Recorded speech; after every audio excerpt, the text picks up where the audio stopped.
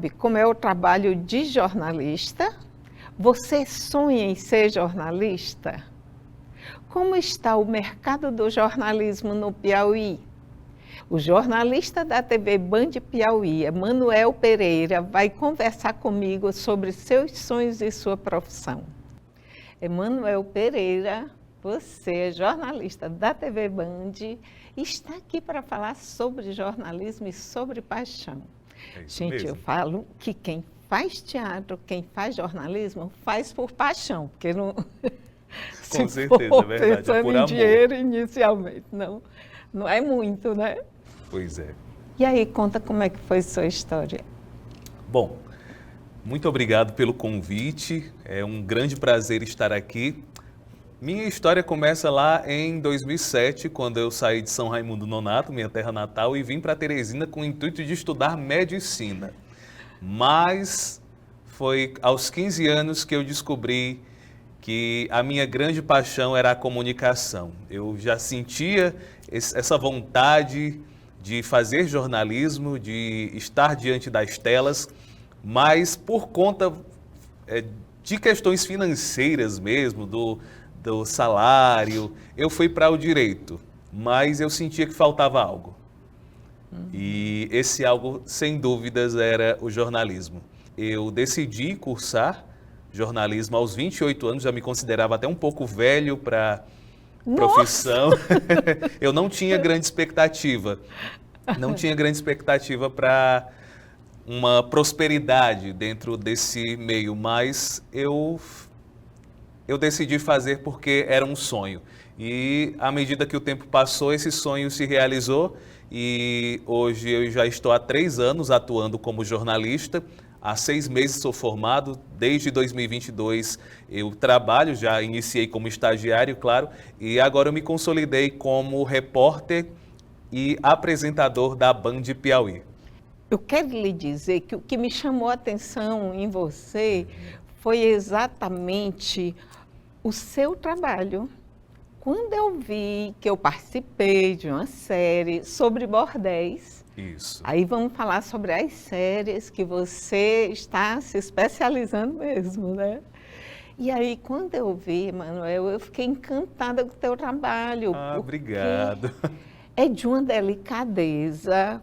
Imagine, um tema polêmico, né? Vai falar de bordel. Qual é a abordagem? E você vai dizer para a gente, mas eu vou só iniciar com uma delicadeza e um aprofundamento que eu nunca tinha visto em uma série. E eu quero que você fale isso. Por quê? Porque muitas vezes a gente sai da faculdade ou da universidade já para fazer uma coisa muito, muito previsível. Eu nunca me contentei em fazer o básico, Norma. Isso. Nunca me contentei em fazer só aquele arroz com feijão. Eu gosto do churrasco completo, como eu costumo falar. E a série Bordel de Histórias representa muito isso.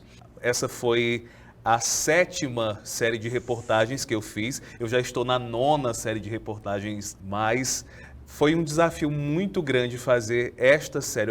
Como eu disse mesmo, até no final, quando eu encerrei a série de reportagens, foi o trabalho mais polêmico e mais disruptivo que eu já fiz na minha carreira como jornalista, porque é um tema muito controverso, muitas vezes explorado de forma até equivocada, porque a prostituição não é um crime, o crime ocorre quando acontece exploração sexual, também principalmente quando é de jovens, menores de 18 anos, mas o uso do próprio corpo para ganhar dinheiro não é um crime. Muitas pessoas acreditam, veem a prostituição como algo imoral, como um crime, e na verdade são histórias de mulheres que de alguma maneira tiveram de fugir de suas realidades. Uma realidade opressora, uma realidade de violência, como é o caso da Célia, que é a presidenta da APROSP. Isso.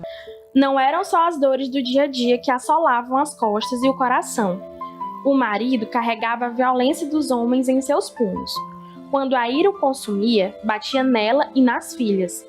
Foi quando a raiva e o medo se transformaram na última fagulha de coragem ao receber o convite de uma mulher que morava nas redondezas. um passaporte de ida para a cidade do Marabá, no Pará. Quando eu fugi dessa violência, eu tive que fazer alguma coisa na minha vida. E olhando para um lado e para o outro, não tinha nada que fizesse. E aí eu fui convidada a fazer esse trabalho, do qual eu passei a sobreviver no Pará, desse trabalho, do trabalho sexual. Dessa situação que não era a minha realidade. Que tanto é que isso aí fez com que eu aprendesse, eu me dedicasse à luta contra a violência da mulher. O título do livro, Prostituta é Comunidade, faz alusão ao trabalho de Célia como ativista e presidenta da Associação de Prostitutas do Piauí. E hoje nos tornamos líder, né, de um movimento que é nacionalmente e internacionalmente conhecido. A ideia inicial da série partiu do meu cinegrafista, do Ribamar Borges. A gente estava passando pelo centro, é um local onde tem muitas prostitutas ali, e ele falou assim, vamos fazer uma matéria só, sobre a prostituição. E aí a luzinha... Isso. E aí a luzinha acendeu. Opa. E eu pensei, vamos fazer uma série completa, mas vamos fazer diferente. Assim, eu não sabia como era que eu ia iniciar, como que ia terminar. Eu só sei que essa série, Norma, foi construída ao longo do tempo, conforme eu fui pesquisando. A primeira gravação que eu fiz foi algo cultural no Teatro 4 de Setembro, que foi sobre um espetáculo que aborda a história de uma mulher, de uma moça que falou que ia para um convento, mas na realidade ela estava num bordel, né? Então eu fui criando os bordéis. Foram 7 episódios e cada bordel era um bordel diferente. Do Júnior Marques. Júnior Marques, Manitas. exatamente, do Grupo Manitas, que é o espetáculo Esse Buraco é Mais Embaixo. Então, a partir daí, eu falei com vocês lá do Caminhão das Raparigas, abordei todo um histórico. Então, a gente vai desfilando, deslizando durante o espetáculo por várias coisas. E nesse momento, a gente chega na história dessa moça que sai de casa para viver a vida através dos serviços sexuais, mas não quer que a mãe saiba. Na década de 50, o curso movimentava principalmente esta região central da cidade. E um dos maiores atrativos era o Caminhão das Raparigas.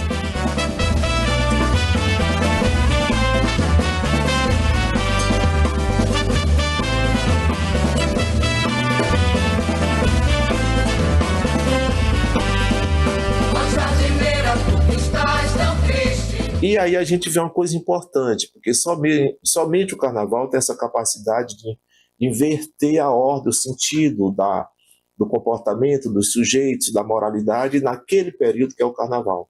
Até proibidas de transitar em determinados espaços de sociabilidades, elas vão se tornar a principal atração do curso. Bailarinas e uma produção maravilhosa, o caminhão super produzido, as meninas super produzidas, e nós começamos a desfilar no curso de Teresina. As atrizes assumiram a missão de contar uma história que não consta nos livros da escola. Morra aí, que as pessoas saibam, que os jovens saibam, que o futuro saiba que existiu essa história. É um pedaço da história que ninguém deve. É um pedaço da história que ninguém conversa. As escolas não dizem isso, não ensinam isso. Então cabe nós artistas mostrar que houve, que essas mulheres fizeram isso. Mulheres excluídas pela sociedade ousaram aparecer e a resistência ao preconceito gerou o empoderamento. Nós mulheres, a gente busca espaços de fala e pertencimento. E o que é a fala e o pertencimento para uma mulher? É um lugar, numa sociedade como a nossa, um lugar negado. Porque no momento que elas decidem, nós queremos sair para a rua e nós vamos sair, elas mostram a força que tem. O espaço negado àquelas mulheres é recuperado por artistas que eternizam nos palcos memórias sobre a prostituição. Para as mulheres da vida, o teatro sempre será um espaço de fala e pertencimento.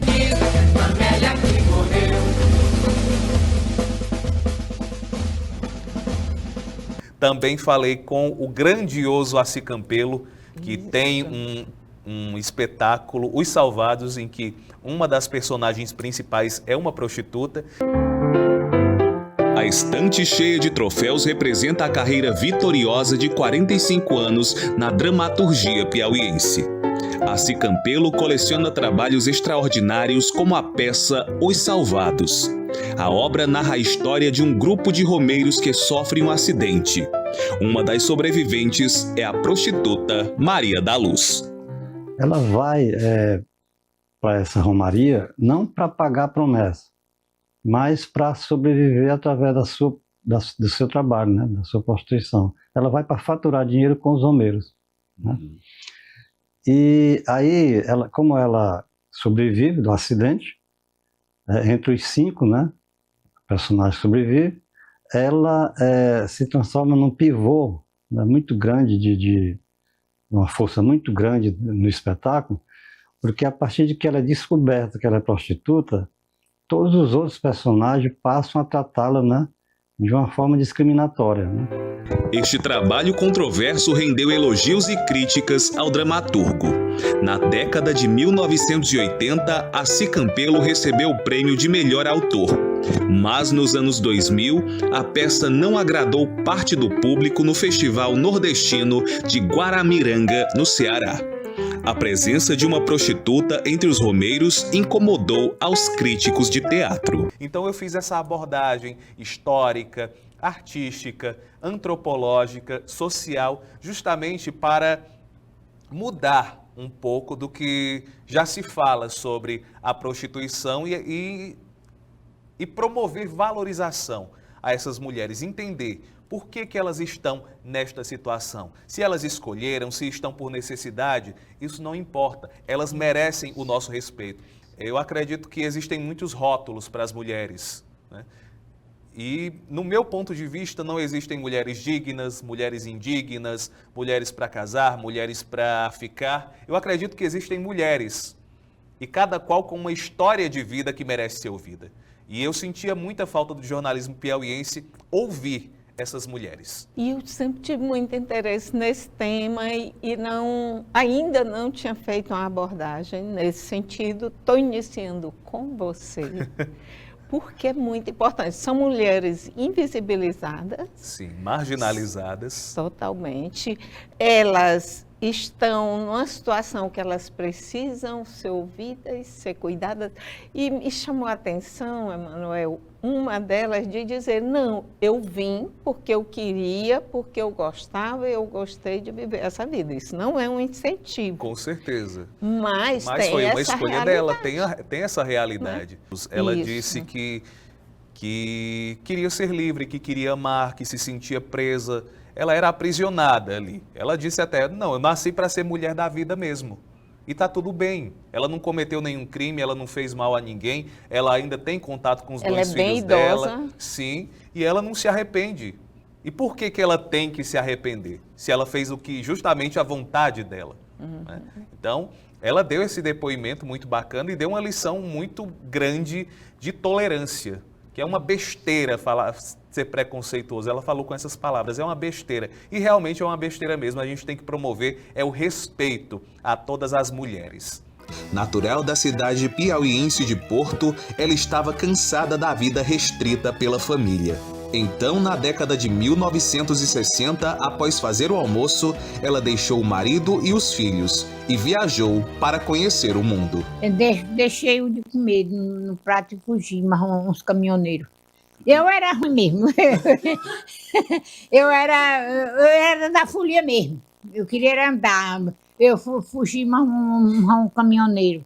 E na história, a Melri Del Priore, ela fala que no Brasil colonial as comunidades eram muito livres e as mulheres também. Aí vem a educação europeia, a educação de Portugal, para dizer, não, existe a mulher da vida e a mulher que até a Melri chama de mulher da morte, que ela não podia, tinha que usar roupas tudo coberta, não podia sorrir, não podia falar.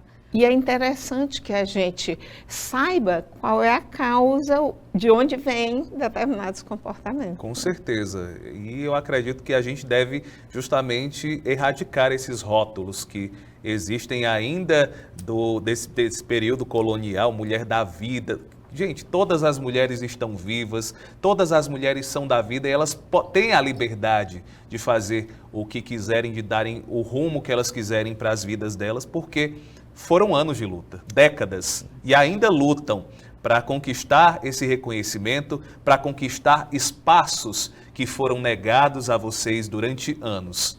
Aguarde, em 1 minuto a gente volta.